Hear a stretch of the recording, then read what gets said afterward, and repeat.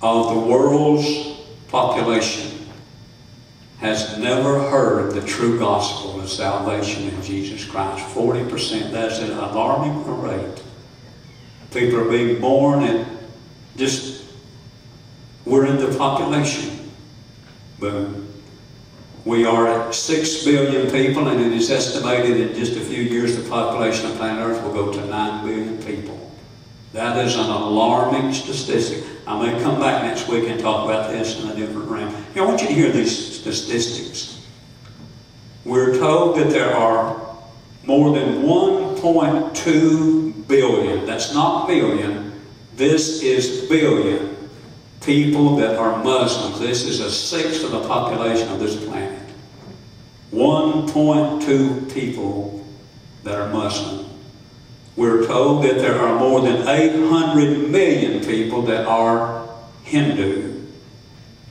And I told you every day it is estimated that 93,000 people are going to miss heaven, and hell is going to become their eternal home. We're told by the latest statistics that there are only 10,000 missionaries that are currently working amongst the unreached. 10,000 missionaries for Jesus Christ. It is estimated that an additional 35,000 missionaries are needed to accomplish the task. One person wrote, people are dying, and he asked the question, do we care? And I think you do. One more statistic, it is estimated that less than 3% of Europeans have a personal relationship with Jesus Christ. When I see the cotton fields of Alabama, Mississippi, when I see the grain fields of corn of Illinois and Indiana and other places, when I look out over those fields, it always reminds me, when I see that cotton boll that is white and ready for the farmer, the cotton picker, just to reach down and pluck it from the boll. I know none of y'all remember the cotton picking days in Murray County. We do have one or two here that does. There's another one. As a boy, I picked cotton in Murray County, and it's not easy work, and neither is the work of God. The bows will scratch your fingers, and they will be cut, and they will bleed, and so will the devil if you become sober. It'll happen. Some way you'll suffer. But then you got to decide, am I going to be a casual 21st century Christian, or am I going to be a cross-bearing Christian? You got to be one of the two. If you're a cross-bearing Christian, that means that you're going to work for God anyhow. When you feel like it, and when you don't, you're going to do something for God. I see that as when somebody reaches down and takes that cotton boll and pulls it from that stalk where winter is fixing to hit and the rains and it's going to be lost if somebody don't pick it. I see that as a soul of a man and a woman and a boy or a girl. And I hope that you will see that every time you eat a corn, I pray God will remind you that every grain that you eat is a reminder that golden grains of harvest are planted out there, and they're there. I'm going to get into some things next week.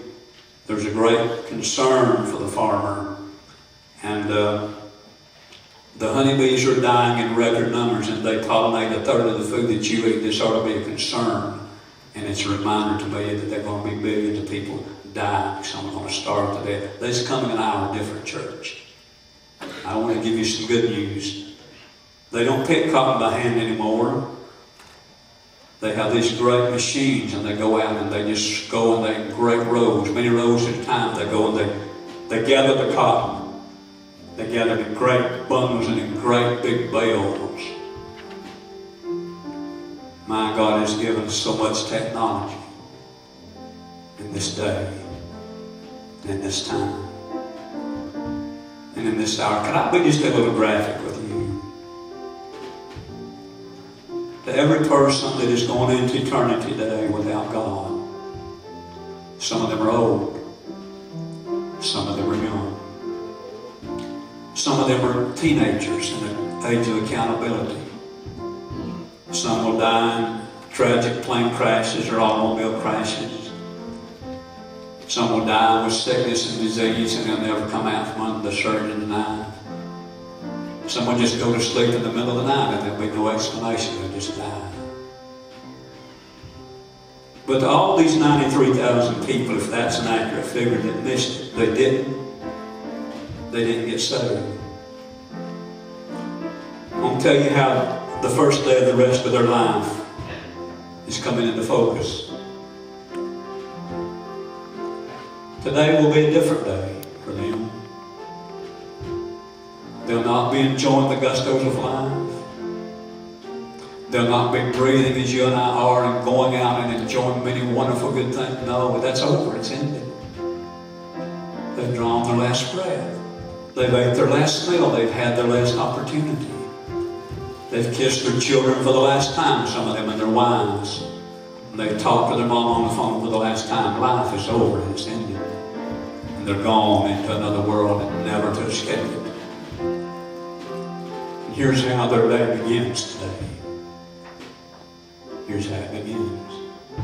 It begins with screams. And it begins with agony. And it begins with torment.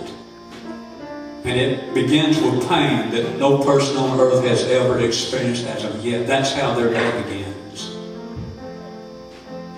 And their day will not end.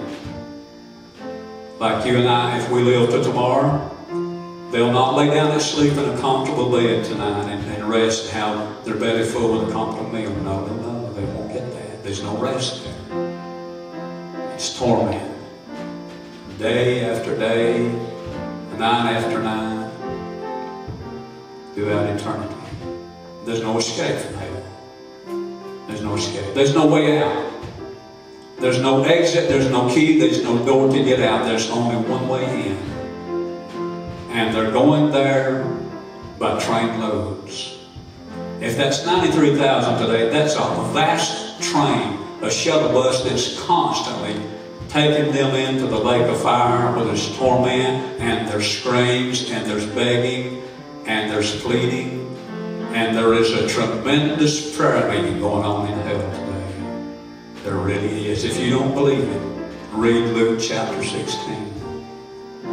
But there's no way out. No escape. But there's opportunity. I said there's opportunity.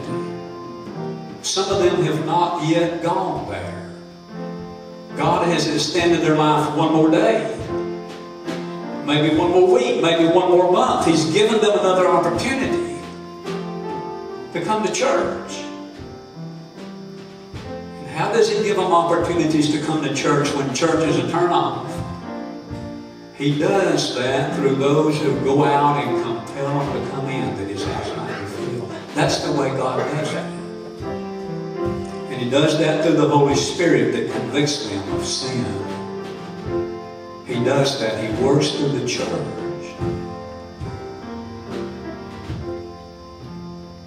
The question today is not how many I'm going to reach and how many you're going to reach, but that's important.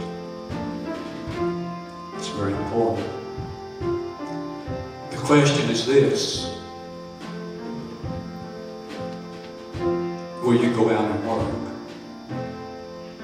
Will you hear His voice?